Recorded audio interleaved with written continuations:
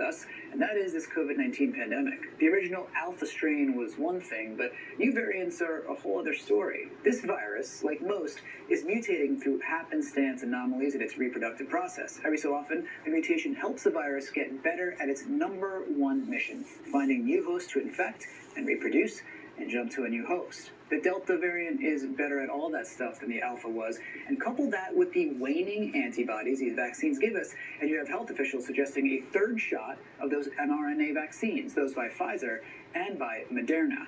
Here's the data backing up that call for boosters. Overall vaccine efficacy in preventing coronavirus infection has fallen from 91% down to 66% after the Delta variant became the dominant strain. That's according to the CDC. This is a significant drop, but it is still a 2/3 reduction of risk of infection from these vaccines, and the vaccines still do provide extraordinary protection against hospitalization and against death. The big takeaway from all of this, according to the CDC, get vaccinated. They say the more people are vaccinated, the less likely this coronavirus will mutate into something even more virulent than the Delta strain. And now with the FDA granting full approval to the Pfizer vaccine, institutions are doing their part to increase our vaccination rates. An example of this comes with the California State University system, which is requiring all on-campus staff, faculty, and students to be vaccinated by the end of September.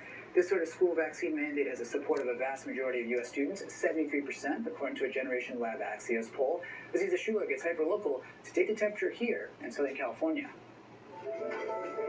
It's freshman orientation day at Cal State Northridge, and one of the first stops for Kimberly Jimenez, Grace was so very nice. The campus bookstore, grabbing a sweatshirt with the letters of her dream school. Just because we're still in a pandemic, but I'm really, really excited for that, and I really hope I, get the full experience. Her family drove over 2 hours from the deserts of Hesperia for this unreal moment. When Kimberly committed to CSUN last spring, it wasn't clear if she'd start her freshman semester on campus or online. But students received the good news in July when Cal State announced all 23 campuses will return in person, requiring staff and students who are accessing campus facilities to be vaccinated.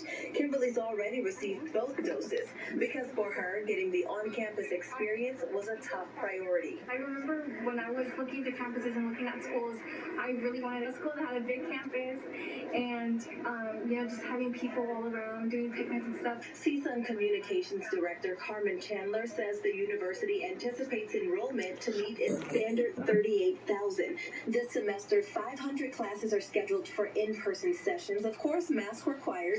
Another 400 classes will be hybrid, meaning a combination of in-person and online lessons. Then close to 2,000 classes are subject to mostly online instruction. So it really does depend on the class and the type of training and teaching experience that field requires. Nursing is one thing versus being and getting a degree in English. You can understand the different dynamics. I think it's been really exciting. I get to know new people. I get to know some of the professors, physically. And it's also going to, really help me, concentrate, especially in the writing class, because I need help, and math, too. So it's going to be great. New school year, new beginnings.